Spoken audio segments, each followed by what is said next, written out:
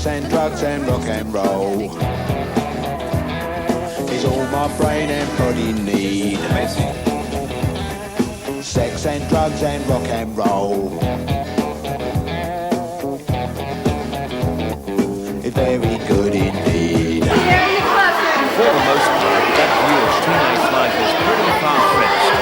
However, there's little doubt that the transition from childhood to adulthood is increasingly complex and difficult for both the teenager and the parents. Is business you don't like? They go from a position of relative power with their children where what mum and dad says is rule and is respected, to one where what mum and dad says is a lot of rubbish and what the peer group says should happen is what happens. And parents can feel very understandably fairly threatened by that. The influence of the peer group is absolute, especially around the 14 and 15 age group.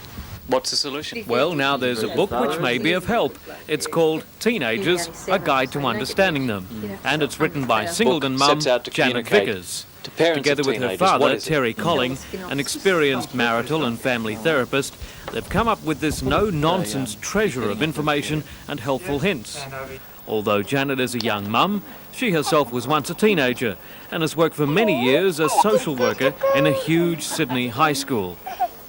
To be seen to belong to a teenager is perhaps the number one thing that's the need of the time. And I think if parents remember that that's what it was like for them and to understand that it'll pass.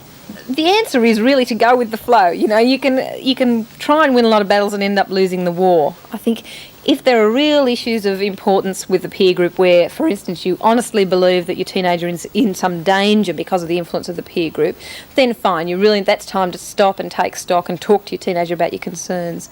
But I think if it's just an issue of the teenagers wanting to be seen as belonging to the group and so on, then that's normal and really there's not much you can do about it. Sex and drugs and rock and roll. Sex and drugs and rock and roll. Louise, what would you say if your mum came to you and said, Louise, I found a condom in your bedroom. What's all this about? Would you tell her the truth? Yeah, there's no sense in hiding it, because she'd know anyway. I mean, I'd be open with her. And you'd appreciate the fact that they came and talked to you? I'd be angry that she'd been through my bedroom, my personal stuff, because, I don't go through her things, but I probably would be angry at first, but I'd talk with her and discuss it. Is it really that easy? Oh, no, it wouldn't be that easy. I'd be embarrassed. Do you talk to them much about sexual problems? No, not really, not at all. Do you wish you could? Oh, in a way, yeah. It'd make it easy. Yeah. What sort of things would you say to them? The only thing is just as long as I knew that I could talk to them and be confident in what I was saying and that they would listen.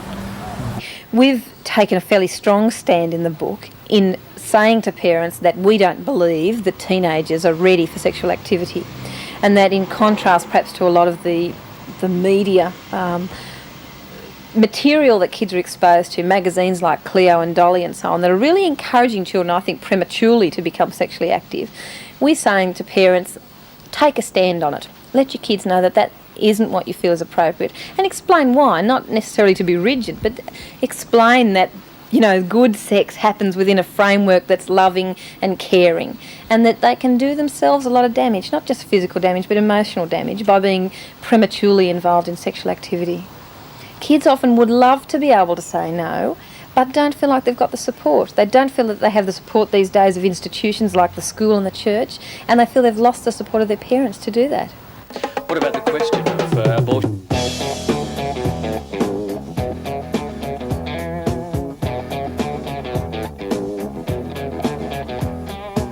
What would you say if you found out that one of your friends was, say, selling drugs in the school?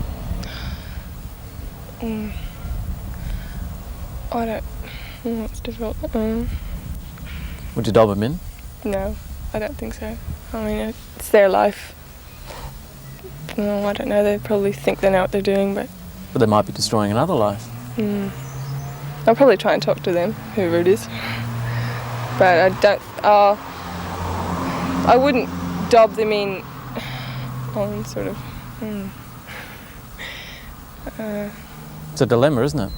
definitely. Would you talk to your parents about it? Yeah, I would tell Mum and Dad and ask them what to do and probably go on their advice.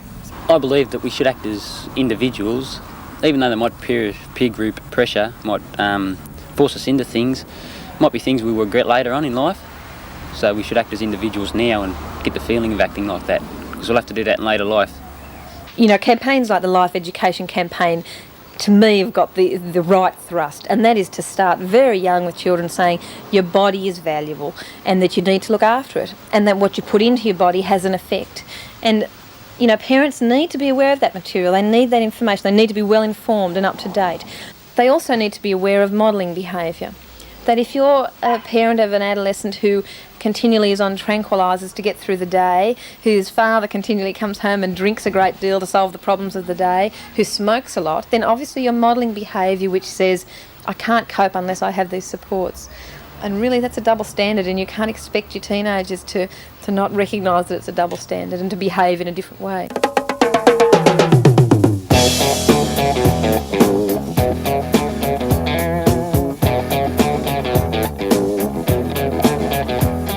I think if you didn't have peer group pressure, then you wouldn't be able to, like, create your own individuality sort of thing. It's sort of a way to get to know yourself. What about fashion, music? Who influences you there? Friends, definitely, yeah. Right, much more than parents. Yeah, yep. Yeah, and is that a source of conflict at home? The clothes you wear and the music you listen to? Sometimes it could be, yeah, especially clothes, yeah. And how do you resolve it? What happens? Sort of change what you look like a little bit. And then change it a bit when you close the front door. Yeah, something like that, yeah. When our parents get dressed and go out, and if we don't like it, then we say, but they mightn't change for us. So, like, it's sort of, It's a bit of an uneven battle. yeah. So, Janet, if there's one message that the book sets out to communicate to parents of teenagers, what is it? It would have to be, don't give up on parenting too early. That teenagers need parenting until they're 18 years or more, and that when parents are in charge and in control, then all is well. Simple as that. Simple as that.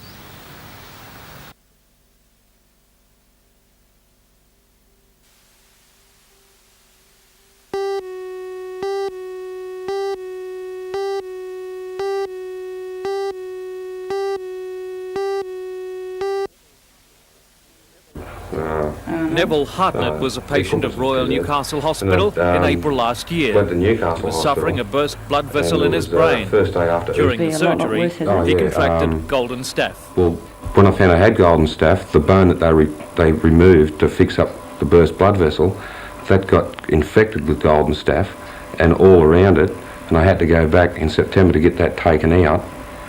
And then once I got that taken out, the hurling on the outside was pretty good, but there was still something wrong inside.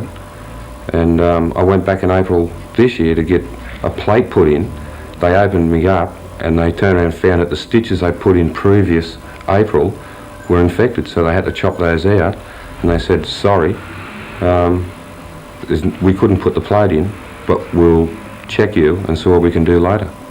I said, Because of his bug, as he calls it, Neville says it was 7 months after the birth of his son before he could safely cuddle him without risk of infection. When my young bloke was born in July, I told the nurses at Belmont Hospital, and they wouldn't let me anywhere near him, just in case I've touched my head, then touched him, or anywhere near my wife. And you just take day by day now. Frank Irwin of Mayfield West also claims to have got golden staph after an operation at the Royal in 1983. 5 years later, after an operation to relieve osteoarthritis in his leg, the infection in his knee is still haunting him. I can't go fishing, I can't go shooting, I can't play bowls. 2 sticks like I've got with the 2 bodgy legs. We used to like going on bus trips. Can't go on a bus trip because I can't sit down the seat. Frank's life these days revolves around his tiny garden, which he keeps with meticulous care. Virtually housebound, with little chance to enjoy the active life he'd wished for in his retirement, Frank can remember vividly his reaction to the Royal's isolation ward. I couldn't complain about the nurses, the sisters. They'd done a fantastic job, but that wasn't the point. It was the atmosphere of the ward itself. You see a lot of sick people there. Anyway, I said, how long am I going to be here? They said, well, I've got a while. Anyway, I finished up, I was there for 6 weeks. And only from my way, like I am myself, I said to myself, taught myself that I've got to get out of this, otherwise I'm going to go out like those blokes. There's 8 died in 6 weeks when I was there. Chief Executive Officer of the Newcastle Area Health Board, Dr. Owen James, admits the Royal has a problem, but in a game of semantics, claims it's not golden staph, but rather MRSA, which stands for multiple resistant Staphylococcus aureus. Now, this is a fairly mild germ in normal people, but infects people who've had operations or those whose immune system's been reduced by injury or by drugs. The increase in the number of people with MRSA occurs at fairly predictable periods throughout the year. We have 3 or 4 peaks of activity in the isolation area per year. This is another of those peaks. But Dr. Barry Botcher, head of biological sciences at Newcastle University, describes MRSA as a variety of golden staph, resistant to antibiotics. But sort of goldish. So Staphylococcus aureus means you've got a bacterial cell, which is a sphere, they stay clumped together, and they have a goldy colour. Well, MRSA just indicates that this is Staphylococcus aureus that is resistant to many antibiotics. When we get bacterial infections, we try to kill them off with antibiotics. That's what antibiotics are for. MRSA simply says this is Staphylococcus aureus, which is resistant to many antibiotics and is therefore very difficult to kill with an antibiotic.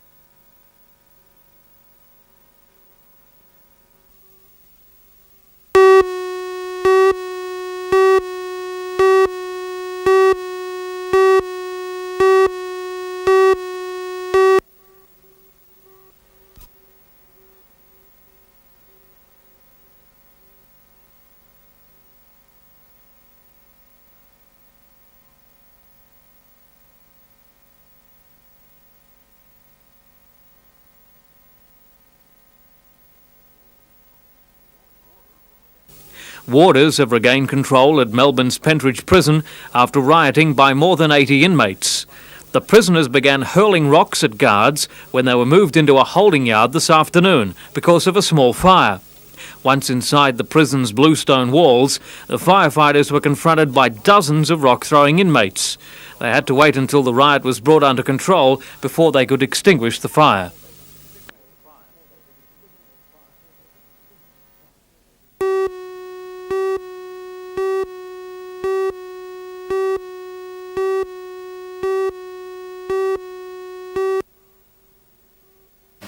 Haven't made an album or a single in 6 years, and the opportunity came to break into America again. So it was a little bit of a challenge there for me, and well, you know, I like a challenge.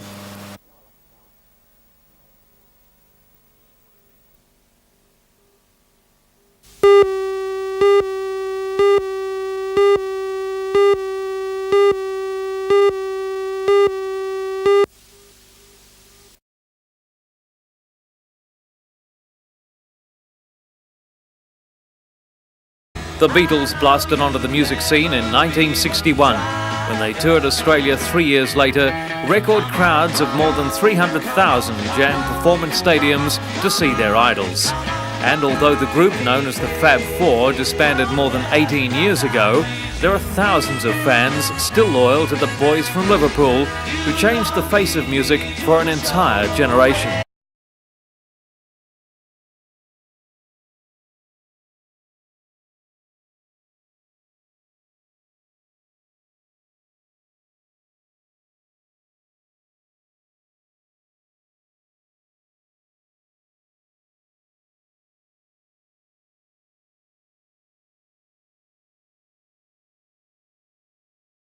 One of those fans is Lederwasch, who devotes much of his time and energy to Beatles memorabilia.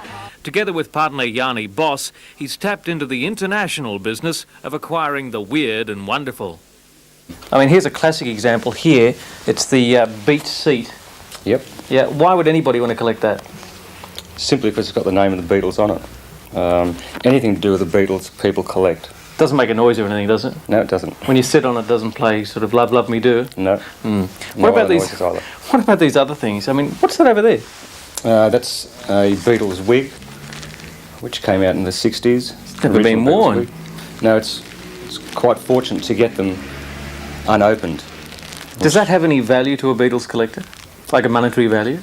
Oh, for sure. Probably something like this would be about $50 to $100. And you've got a hairbrush? Yep.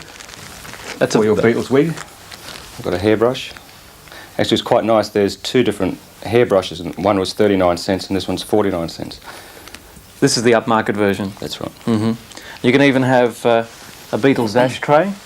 Actually, I think they're pudding dishes, but you can use them as ashtrays. Although, who'd want to ever ash on the Beatles, right? And what's this here? That's the Yellow Submarine corgi toy. It's quite a rare item. They usually fetch, in a mint condition in their box, about $500. $500 for a corgi toy? Yep. Simply because it's got the Beatles? Yep, and they're quite rare. In fact, these original animation cells taken from the movie Yellow Submarine have been known to fetch up to $2,000 apiece. These posters, printed in 1967, can cost $150 each, unframed. But it's not only the Beatles who've captured the collector's imagination. There is an ardent bunch of comic addicts in Newcastle who devour the latest adventures of the Phantom, Batman and Superman. The real interest is always in originals and in mint condition. This is the very first issue of The Phantom, The Ghost Who Walks. It appeared in 1948. Today, this copy is worth more than $500. Over the years, fans have watched the evolution of the Phantom. In issue 634, he gets married. And the Americans have just brought out a new look Phantom. He's tough, swarthy, and much more violent than the original ever could have been. And look how Superman has changed. He first hit the pages of our comics in June 1938. This is how he looked then. This is how he looks now. They're getting bigger and stronger. Tougher, meaner? Yeah, they've gone from being sort of just human to superhuman and really heavy. Do the people that were brought up in the older comics, do they like that so much? No, I don't think so. No, it's usually for the younger ones that are just starting getting that. So the original is best? Yep.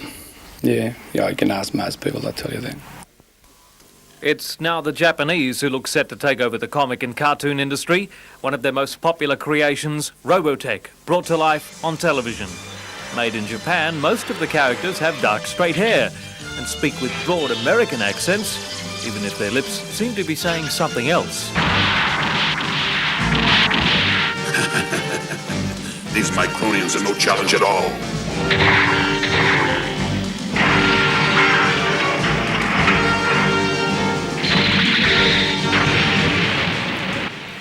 So perhaps the children of the future will be collecting Robotech trivia. But for Diet and Yanni, their loyalty will stay firmly with the Beatles, a part of their cultural heritage. A pleasant addiction they won't be shaking for some time yet.